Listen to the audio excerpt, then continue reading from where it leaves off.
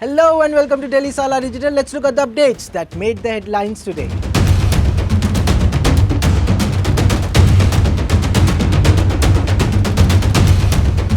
Israel has formed an emergency government with a war cabinet that includes Benny Gantz, the leader of the center-left opposition and a former minister of defense. The interim body will concentrate on the conflict as Israel prepares its military assault on Gaza. The nation has gathered tank and armored vehicle formations close to Gaza. Over 1,300 people have died in Gaza and Israel each, and over 6,000 have been injured in Gaza. In response to the recent tensions in Israel triggered by Hamas militants' attacks on Israeli towns, India has announced the launch of Operation Ajay to facilitate the return of stranded Indians. External Affairs Minister S. Jaishankar took to X to announce the operation, highlighting the commitment to the safety and well-being of Indian nationals abroad.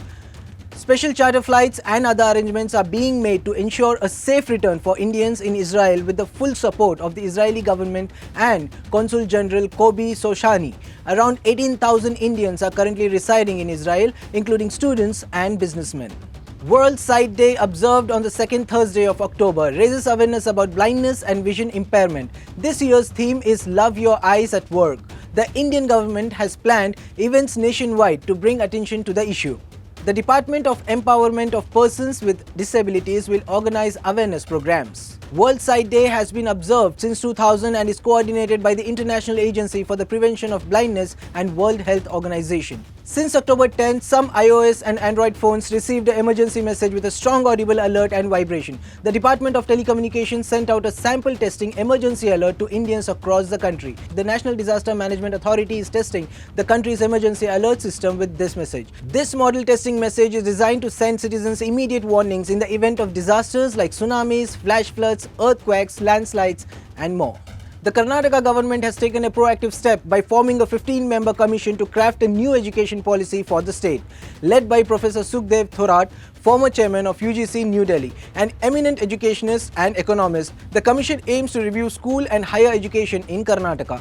Their focus is on achieving higher enrollment, improving education quality, ensuring equal access, and imparting scientific knowledge, democratic values, and moral education. The Cabinet Subcommittee meeting led by Karnataka Environment Minister Ishwar Khandre has given the green light for declaring ecologically sensitive zones in 6 forest areas. These areas include Kappadagudda, Bukkapatnam, Kamasandra, Nagarhole, Kaveri Wildlife Sanctuary and Dandali Wildlife Sanctuary. The state government will now send a proposal to the union government to officially declare these ESZs.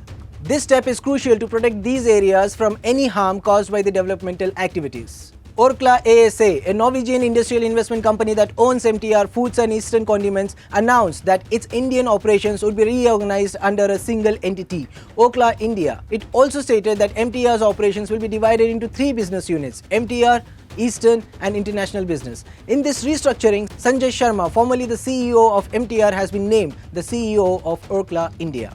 Captain Rohit Sharma broke Sachin Tendulkars' record for the most hundreds in an ICC World Cup game against Afghanistan. Tendulkar scored 6 centuries in 6 World Cup games, whereas Rohit did so in 3. After Sachin Tendulkar, Saurav Ganguly and Virat Kohli, Rohit became the 4th Indian to reach the 1,000-run milestone in One Day International World Cups. NASA unveiled the content found inside a sealed capsule that returned to Earth in September. It carried a carbon-rich sample scooped from an asteroid's surface, including water-bearing clay minerals, collected by OSIRIS-REx spacecraft 3 years ago from the near-Earth asteroid Bennu. The material was showcased in an auditorium at NASA's Johnson Space Center in Houston. A 7-year joint mission between the University of Arizona and the US Space Agency came to an end with the return capsule's landing, following 2 similar missions by Japan's space agency that ended in 2010 and 2020. It was only the 3rd asteroid sample and by far the biggest that was returned to Earth for analysis. Well, these were the latest news and updates for the day. For latest news and updates, please subscribe to Daily Salar Digital.